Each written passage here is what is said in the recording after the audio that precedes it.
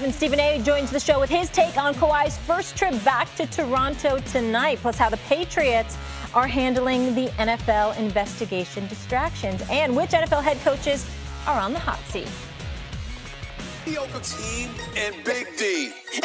That's what makes this funny. How about the Cowboys? How about the Cowboys on way? Somehow, when they count, just wait. They will let you down. The accident, they will mess it up. Just wait. The accident, they will let you down. Just wait. The accident, the accident, the accident, waiting to happen. It will happen. I'm predicting they're gonna be irrelevant. I'm predicting an absolute embarrassment for the last decade and a half. They make me laugh. All the talent that they have is unbelievable, man. Big D, teasing you. This is what they do. Walking through, we show up on cue.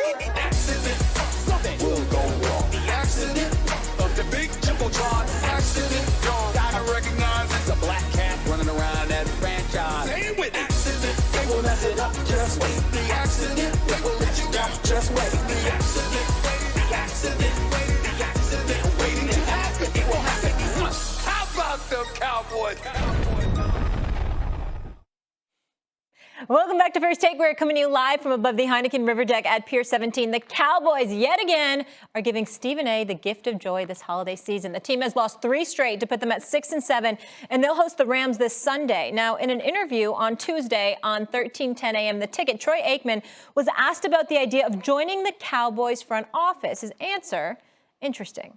Quote, I doubt it. I mean, I think it's a real long shot. I believe that it's unlikely that Jerry will ever bring in somebody that can help this football team in that regard, just because he's been real stubborn and steadfast and that he's the one in charge. I think in a lot of ways, until that changes, this team's going to have some problems. On that note, let's bring in our guy, former Cowboy, Marcus Spears. Hi, Marcus.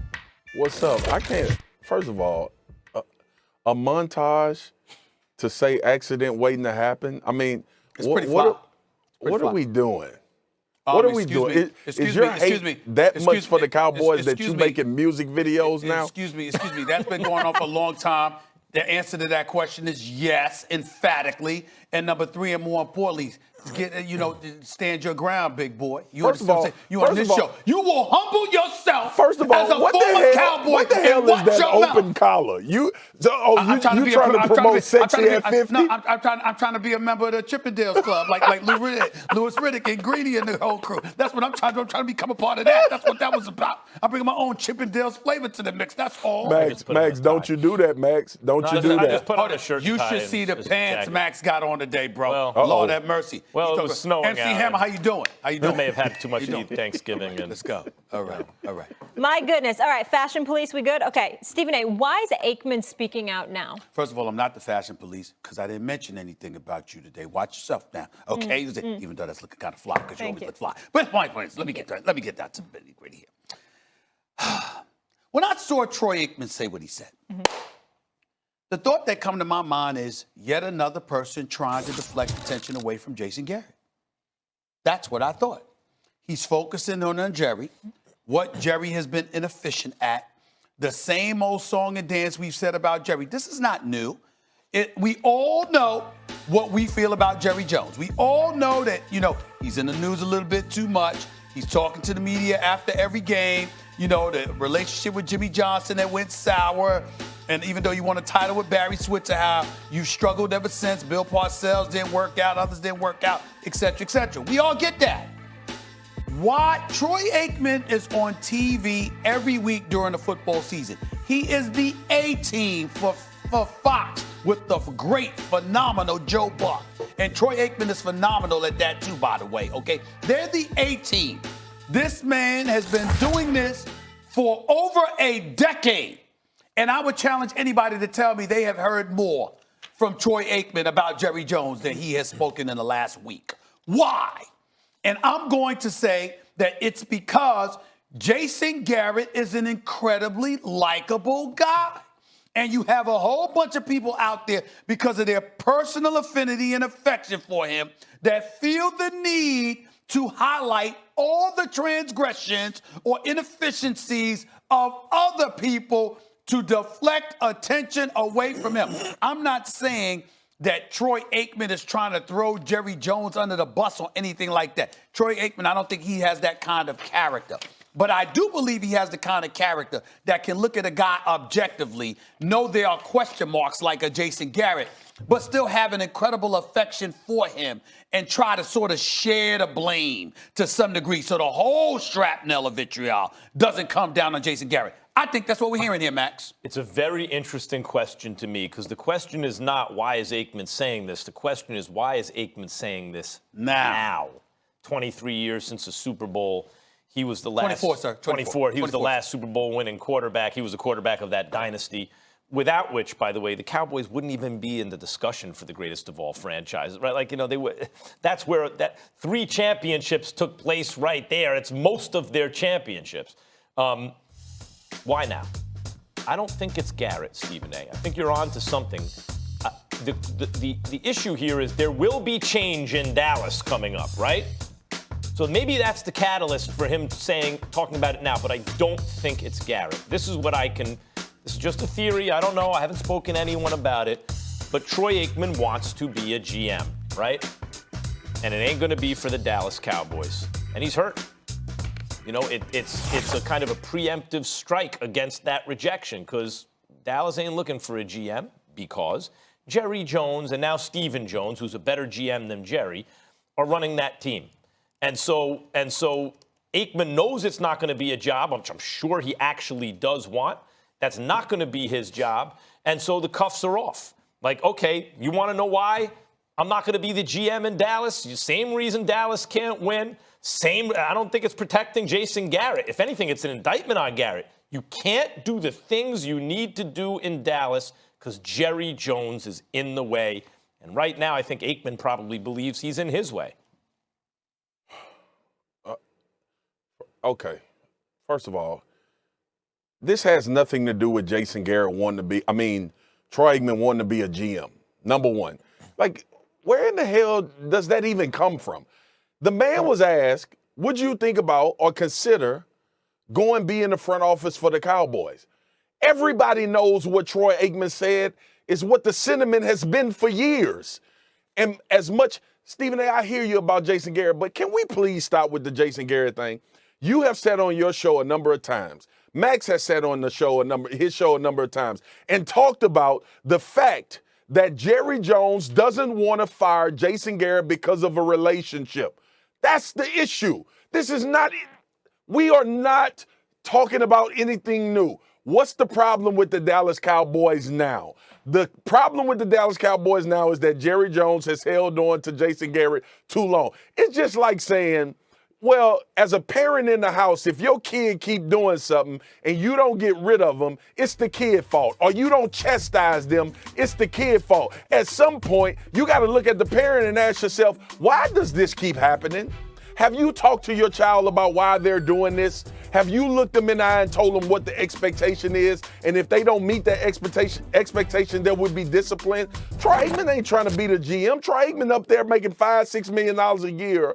Like you said, Stephen A., on the number 1 team for Fox, calling games. He seems to be happy to me. He seems not to have a lot of stress. And we're going to sit here and talk about he's trying to find his way into being a GM. Troy Aikman don't give a damn about that. Troy Aikman talking about what everybody's been talking about with the Cowboys for years. Jerry Jones undermined Wade Phillips with Jason Garrett. He undermined Bill Parcells with bringing in T.O., which I think was a great decision, by the way, by Jerry Jones, because T.O. ended up balling out and doing a tremendous job on the team. But this has always been about Jerry Jones, the Cowboys' deficiencies and where they lack. Now, stop right there. Stop, Marcus. Hold on. Listen to what I'm saying to you. I'm not going to stop about Jason Garrett. And the reason why I'm not going to stop is this reason. We know he has to go. You've declared that. We damn sure know I have. And I think that Troy Aikman, the fact that he has spoken so much about Jerry Jones over the last 2 weeks, I'm making the argument that Troy Aikman has spoken more about Jerry Jones in the last 2 weeks since the New England loss, where Jerry Jones and the Cowboys lost to New England, and Jerry Jones has been going over about Jason Garrett ever since. I'm making the argument that Troy Aikman has spoken more about Jerry Jones in that span than he might have spoken about Jerry Jones in the last decade. What's new? Hold on, Marcus. Saying. What's new? That's what the question is. Like, why now? Why now is because of what we're watching happen this season. Like, you got to understand the difficult position. You nor I nor Stephen A. Max calls games in the NFL. It doesn't behoove you to talk about a coach getting fired when you got to go sit in meetings and get information and talk about these guys during games. But when he was asked the question about would he want to work in the front office, this all comes back to everything all of us have been talking about. The fact that Jerry Jones will not relinquish power. Wait, right there. Hold on. And Stephen A. would say, wait right there. That's where your argument doesn't make sense to me. There's a leap you just took. I understand not wanting to just offer up opinions when you got to sit in meetings with people because you're covering the league. It's not the forum to talk about that. You're calling games. Correct. But when someone asks you a pointed question, you don't have to unload on your former boss. I know, but let me respond to you by saying this. Are we not all operating from the standpoint that Jason Garrett will be fired? Yep. Yes. And we're all operating from the standpoint that this is technically code red for the Dallas Cowboys. Correct. Right. And we are all operating that Jerry Jones should have gotten rid of Jason Garrett a while ago, right? Yep. So at this point, that's just like when we had the conversation about the other coaches in that facility right now not being all in because they are probably looking for jobs knowing what's coming down. But Marcus, I got a question for you personally because you would know this better than most. Right. Was there not a code red kind of situation in 2013 when that was the third consecutive year that Jason Garrett had finished 8-8 and had lost the season finale with a division title on the line? And Stephen A. Troy Aikman wasn't talking about this then?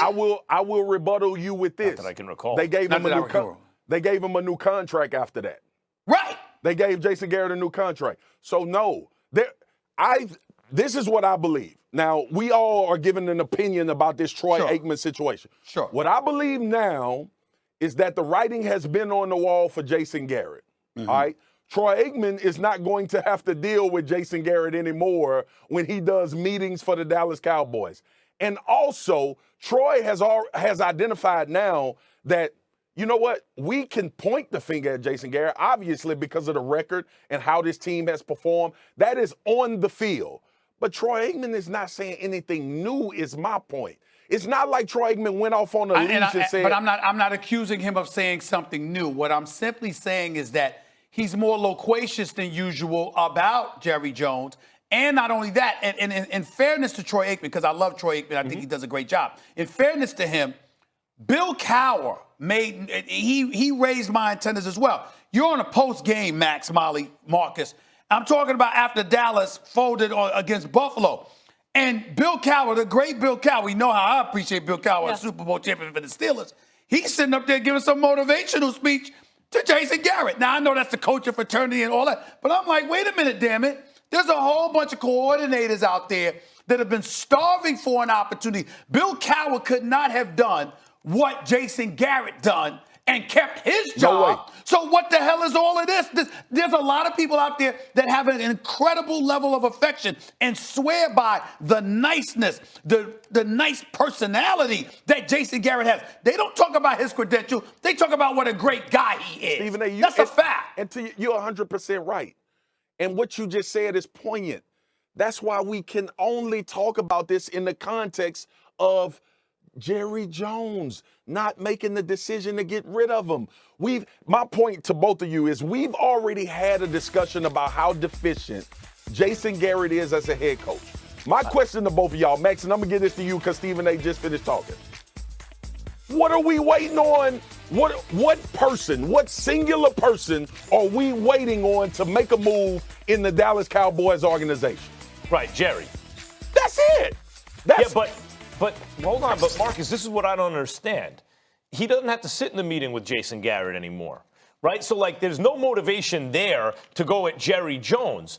And to Stephen A., just to stick up for Jason Garrett, who's a dead man walking, why would Troy Aikman shoot his shot at Jerry now when to defend a guy where it's not going to make a difference. See, what I'm saying is, I think Troy Aikman does have aspirations to be in a front office. I think ideally he'd like it to be the Cowboys. I imagine, this is not based on it, I'm not reporting anything, I just know the way the world works. Right. You know, I imagine probably put out feelers, try to see, and probably realized I can't get the job there and is mad about it. Let me respond to that. Be my guess. I don't believe that for 1 second, because I believe that the job that he's doing is considerably less stressful. Number two, it definitely pays more. Aikman's doing great. Number three, this brother, Troy Aikman, is elite. Mm-hmm. Joe Buck and Troy Aikman, I mean, don't get me wrong, Tony Romo and Jim Nantz, phenomenal as well. But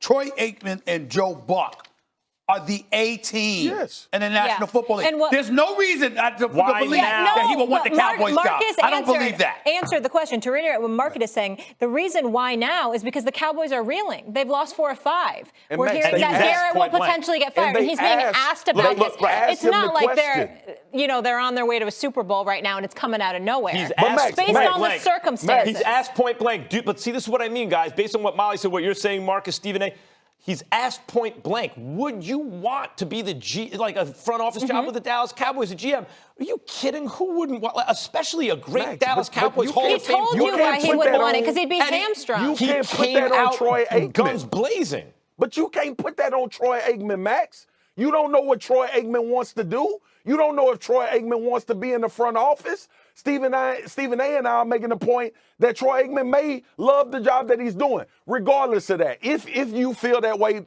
great. But my point is, in that particular interview, and by the way, if we look back through history, through track record, Troy Aikman has been critical of the Cowboys a long time. Mm-hmm. He's actually been critical of this football team, the way it's been managed, what guys should be doing. I think he had some statements about Dak not being paid as well.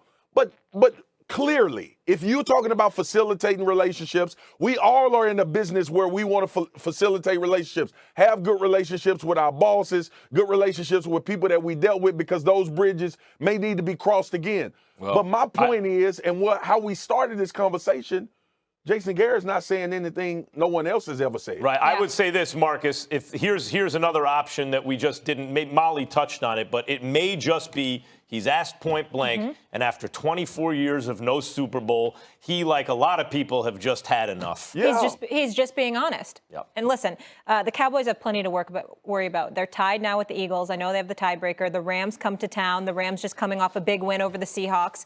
So they got to be focused on that if they're trying to be in the playoffs here. Marcus, good to see you as always. Talk soon. As always. Peace.